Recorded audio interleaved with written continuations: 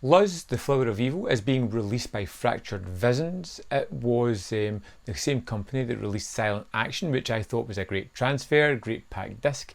I was curious about this Colombian folk horror, something a little bit different, and it's always good to kind of push those boundaries a little bit.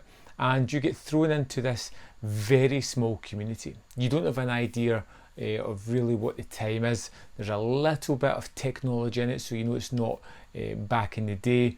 You have this community that's completely away from society, who live in their own way, and we are led by El Senor, who is a cult leader, always preaching the values of God and what God's going to bring, and one day he brings home a boy who he says is Jesus and kind of chains him up outside.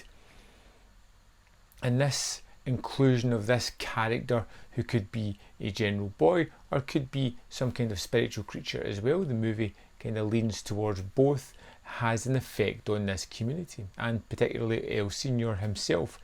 We get the idea that his partner, his wife, has died prior to the movie starting. The three daughters are left to kind of pick up the slack in the hole left by their mother while trying to deal with their own grief as well.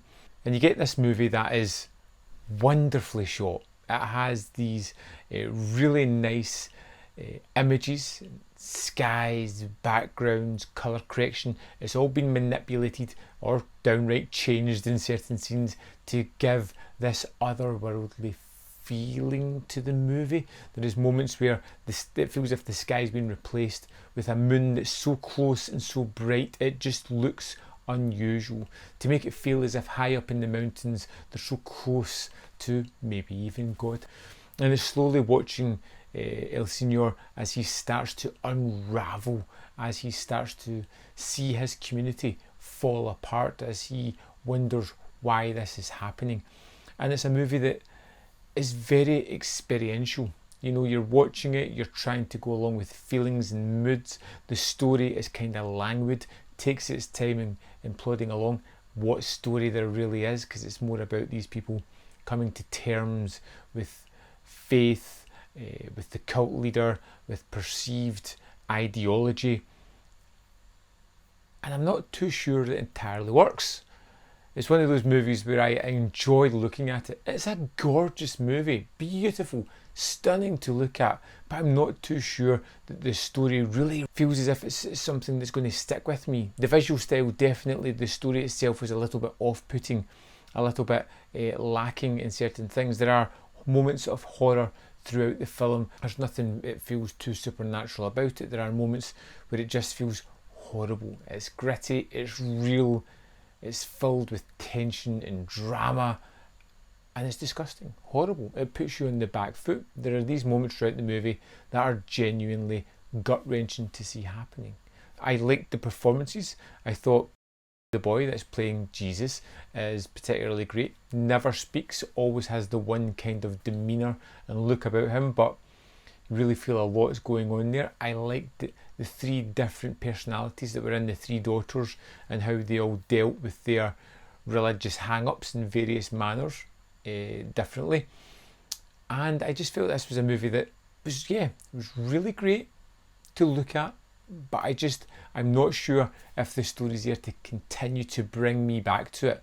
But it's definitely something that's worth checking out. Let's have a look at the extras in the disc and see what this has to offer.